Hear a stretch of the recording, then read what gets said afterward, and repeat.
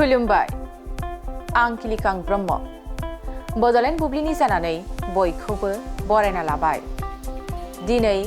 18 November 2024 नोंथांमोननो Bodoland बुब्लिया दिनैनि साना मानि थाखाय मिथिजायो एबा दिनैनि सानाव मा हाबाफारि फालिनाय जायो नोंथांमोननो फारि फारि बड'लेण्ड बुब्लिया फोरमायगोन दिनैनि सानखौ बेटल अफ बार्टियार्स डे महरै फालिनाय जायो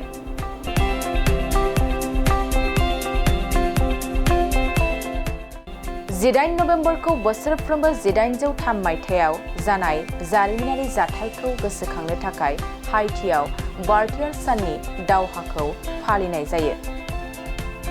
लोगोसे हाइटिया उदांस्रि मोननायनि सिगां थागिबि आरो फ्रान्सनि रौनियाफोरनि गेजेराव जोबथा बार्टियार्स दावहाखौ गासै हादरावनो फालिनाय जायो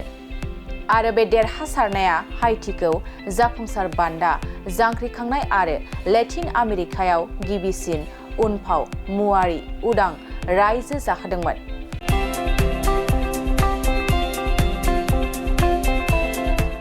बेनि अनगायैबो दिनैनि सानखौ नेशनेल प्रिन्सेस डे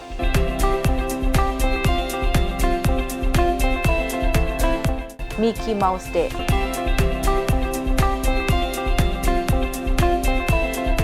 आरो वमेन्स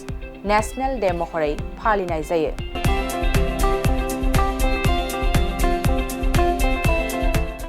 नोंथांमोननो बड'लेण्ड बुब्लिया दिनैनि सानाव मा हाबाफारिजों मिथिजायो आरो मा हाबाफारिखौ फालिनाय जायो फोरमायबाय